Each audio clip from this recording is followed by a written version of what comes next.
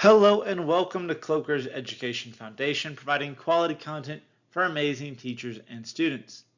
If you're joining us for the first time, welcome. And if you're joining us from a previous lesson, welcome back. This is our World History series, and this lesson is on the Age of Exploration. Don't forget you can check out the link in the description below for a set of free guide and notes to go along with this lesson. Let's dive in. So what were the motives of exploration? If no one's introduced this to you or told you, let me be the first and introduce you to the three G's: God, gold, and glory. The motives for exploration: to spread Christianity, God; the want of economic gain, money, gold; and the quest for power and personal prestige, glory.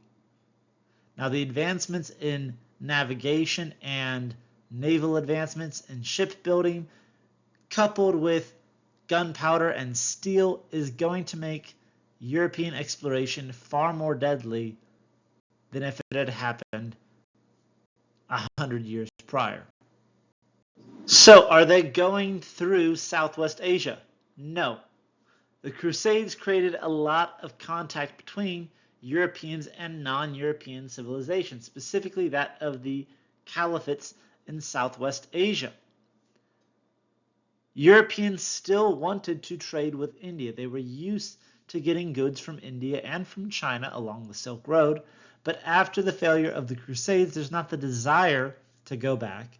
The Ottoman have solidified power in Southwest Asia and are acting as a middleman, and Europe is not a fan, especially as the Ottoman begin advancing into Europe again, trying to conquer southeastern Europe, making it as far as Vienna twice. And so Europeans will then look at traveling to India by sailing around Africa and thus entering the Indian Ocean. There was also the stories of a lost Christian empire to the east, and this was just another added bonus of why Europeans wanted to make it to the east. God, gold, glory. We see it here first. The Portuguese are going to be the first ones to make it around to India, and then later we will see the Dutch in Ceylon and the English arriving and establishing colonies and eventually conquering all of the Indian subcontinent. In 1492, we see that the Reconquista of Spain is complete, in Spain, looking to increase their power, God, gold, and glory. They're going to hire an Italian merchant to find a different route to India, and he ends up discovering America, North and South America. Now, this is going to cause a lot of conflict between Spain and Portugal. They are neighbors, they're both Christian nations, and fought against the Moors who had been occupying the Spanish Peninsula, the Iberian Peninsula. And so it ends up that the Pope steps in to mediate. And he draws a line around the map at the time and says, okay, anything on this side of the line is going to be claimed by Portugal. You can see on that map the Treaty of Tordesillas. Portugal pretty much has claim to the entirety of Africa and Asia. And everything on the other side of the line, which we don't know how vast it was at the time, can be claimed by Spain. And this is why there are few to none when we talk about Spanish colonies in Asia, with the exception of the Philippines, which happened much later, and Africa. There's hardly any Spanish influence. It's the Portuguese, the English, the French. But everywhere outside is going to have large influences. Now, exploration is expensive, and the monarchs have the money. They are also being fueled by the merchant class from the Renaissance. Now, they're benefiting from political stability because European nations are not having to fight each other for resources. They are competing against each other, but to conquer foreign lands, to explore foreign lands. Europe is benefiting from the fact that the Chinese have ended their exploration with the death of Zheng He. and Europe will reap the benefits economically, even though they had no influence in the events.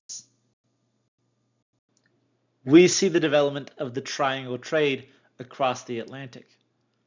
Goods such as slaves are leaving Africa to go to North America. North America is sending goods such as whale oil, rice, sugar, molasses back to England. And England is exporting manufactured goods, luxuries to go to the New World, and guns and other manufactured goods to go to Africa. Now, Europe will rise as the financial power because they have all the manufacturing during this time. Africa is supplying the labor, and North America is supplying the raw goods. Talk about the triangle trade, it's important to note that European kingdoms and merchants are setting up ports on the coast of Africa, but they themselves are not capturing slaves. It is the West African kingdoms that gained vast wealth by trading enslaved people, whether they were criminals or whether they were captives from foreign tribes, selling them into slavery to the Europeans in exchange for guns, gold, and other manufactured goods. Now, this is a vast expansion of capitalism, and capitalism is not always moral, as we see here. But this commercial revolution is going to be funded by Europeans because that labor is then being sent to the New World to harvest raw goods such as sugar, molasses, rice, indigo, and those raw goods are being sent back to Europe to be turned into refined manufactured goods. And this is going to have a huge effect on the world. There's a huge loss of indigenous culture, indigenous life. Traditions are lost and replaced by European culture, European language, European traditions. New technologies are being invented and used. The gun, printing materials, the scientific knowledge gained in the scientific revolution are going to be huge for the success of Europeans in the New World. Other effects include establishing key ports in major cities along the Indian Ocean and along the coast of Africa, developing a truly global trade network, all based off of shipping. Established trade routes, of course, the spices and profits are going to be funneled into Europe. We see the spread of Christianity throughout the world, the advancements in sailing and technology. Companies with their vast wealth are acquiring more land, thus more power and prestige, so we've seen them gaining God, gold, and glory. And monarchs just keep investing this wealth and power into exploration to continue the growth. And this mercantilistic policy is only going to harden its place in history. Now, mercantilist is, of course, establishing foreign colonies to harvest raw goods for the success and benefit of the motherland or the home country. And that wraps up our lesson. Ladies and gentlemen, thank you so much for watching. As always, don't forget to like and subscribe, especially if you found this video helpful. Check us out on Teachers Pay Teachers, YouTube, Rumble, and the Kloeker Education Foundation website.